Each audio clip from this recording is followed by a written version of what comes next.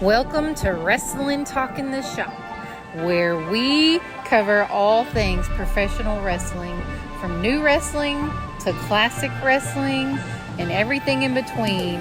We go to wrestling, we do some wrestling, and everything in the ring. Join us now for Wrestling Talk in the Shop. Hey guys, it's Jonathan from Wrestling Talk in the Shop, and welcome back to the channel. And this is part 2 of wrestling books. I mean, there may be a lot of parts of wrestling books, and I just hope you guys enjoy it. But anyway, we'll get right into it. First, we have the best. Let's see, what is it? The best in the world. What I have no idea. Chris Jericho, and Chris Jericho is really a great wrestler. I mean, you know, he's been around a long time too. I mean, he's been around since he wrestled. I think he got his start in like Canada, and he wrestled for Jim Cornette's promotion. And then he went to ECW and really got big in WCW. I mean, he was really something. And then when he exploded into the scene in WWE, I mean, probably one of the greatest debuts in WWE history against The Rock. And still doing it today in AEW. And I'll read the back of it for you. It says, "Undisputed it's here that Jericho shines and proves once again that he is next to Mick Foley, and he is insightful and funny." Oh, this is the people reading the book about it. I'm not going to read all of it. There's a lot to it. But anyway, I'll show you the back of it there. I don't know if this is with his first video or second video or book. Excuse me. I don't know if this is, I think he's wrote several books. But I don't know if Chris Jericho still does his podcast, but he has a good podcast. Then we got Booker T from Prison to Promise. If you didn't know, Booker T went to prison when he was young. I think he robbed like a 7-Eleven or something when he was a young man and went to prison. And I think he actually got turned on to pro wrestling in prison. And got his start training with Scott Pusky, I believe that's right. And then him and his brother went to GWF, Global Force Wrestling, or the Global Dome, Global Wrestling Federation in it was actually in Dallas at the Sportatorium. And then from there he went to WCW, and he was managed by Sherry Martel and Tennessee Lee, Colonel Parker. And I mean, that was a strange manager for him at the time. But anyway, that was Booker T. He's one of the greatest, and he promotes wrestling in Houston to this day. One of these days I'm going to make it down there and go to one of his shows. But I'm going to read that book. I'm going to read these books, and then I'll do a book review. I don't know if I can do that on YouTube or not, but then we got the greatest in professional wrestling today. I mean, he's hurt his legacy a lot, but he's still great. Ric Flair. I mean, there's no one better in the ring, especially in like those matches against Ricky Steamboat, that trilogy they had. That's a wrestling clinic. I mean, you're not gonna find anything better than that.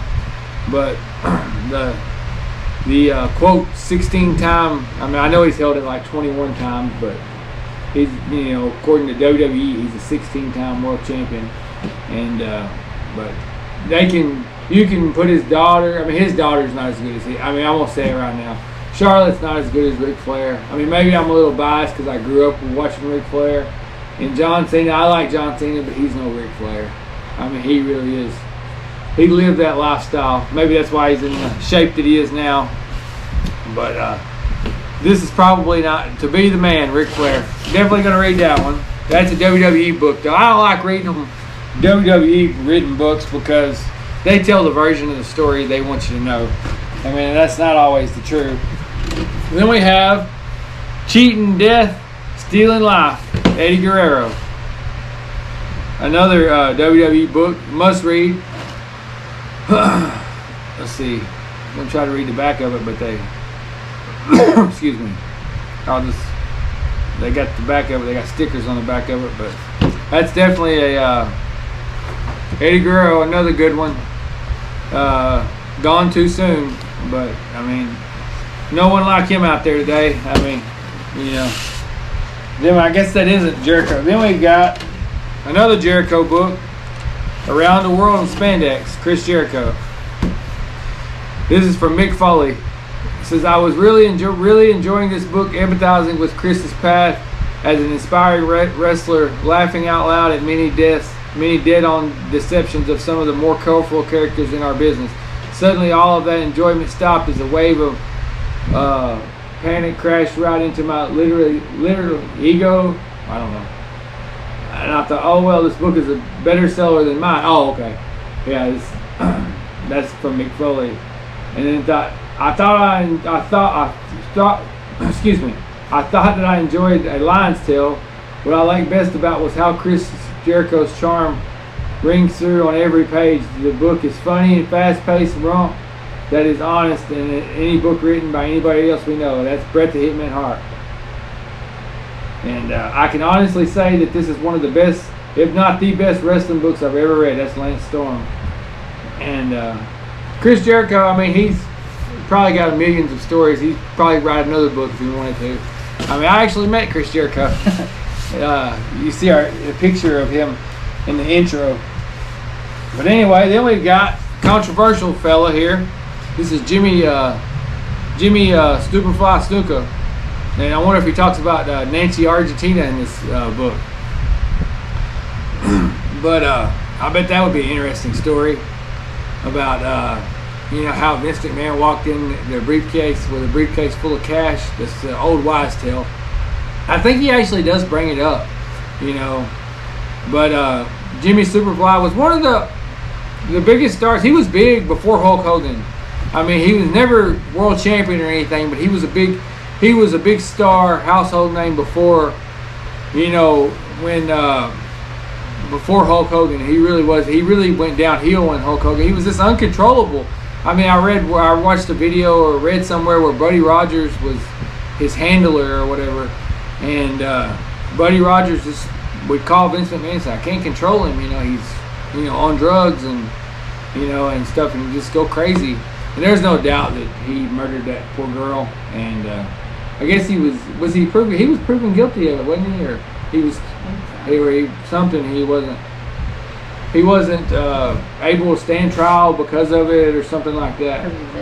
Yeah, but I mean, it's really sad, what a lot of these pro wrestlers, when they get on drugs and what they turn into. But anyway, I'll read this on the back. This is from The Rock. It says, Uncle Jimmy is raw physical intensity and charisma in the ring were simply magnetic. He was one of the ring warriors I idolized growing up and hoped one day to possess those same qualities whenever I honored performing in the famed squared circle. That's from The Rock. I think his daughter is still employed by WWE, Tamina. But anyway, he's tied into that Awani family somehow. I don't really know how, but he's tied into them somehow. But anyway, a controversial guy, to say the least, Jimmy Super. Then we have Heartbreaking Trump, the Shawn Michaels story. I mean, Shawn Michaels, he no doubt he was wild in his younger days, and but he turned his life around. And that's good. I mean, you always like to see somebody turn their life around, but I'm sure there's some interesting stories in this book. And I mean, you can't say that about Mario Jannetty. You hope best for the guy, but watching that dark side of the ring, he was really still living off his rocker fame. And then we'll go to The Rock. This is a young Rock. I don't know when this book was wrote. If you look inside the first page. Okay, I'll look inside the first page. No. The first page. Yeah, there It is wrote in 2000. So The Rock's done a lot since then. He could write another book. This was probably before the Scorpion King.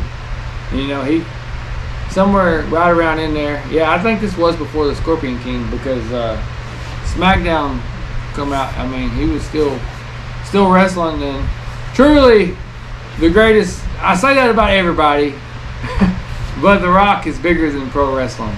I mean, the pro wrestling got him to where he's at, but he left pro wrestling in the rearview mirror and shot to the moon, And I mean, it's crazy. He's like more jacked now than he was then. And I mean, this is an old picture. I mean, you see The Rock now. I mean, my God, he looks like a genetic freak. But interesting book. Then we have Pro Wrestling Trivia Book. And that's a shot from King Kong Bundy and Haystacks. King Kong Bundy and Hulk Hogan from WrestleMania 2. I said Haystacks Calhoun because he's on the back. You got Haystacks Calhoun. He's actually buried in McKinney, Texas. If you want to watch it, we went into his grave on the channel. Go back in the video, you can see that. Then you got Bruto Sammartino, Rocky Johnson, The Rock's father. That's the Sheik there.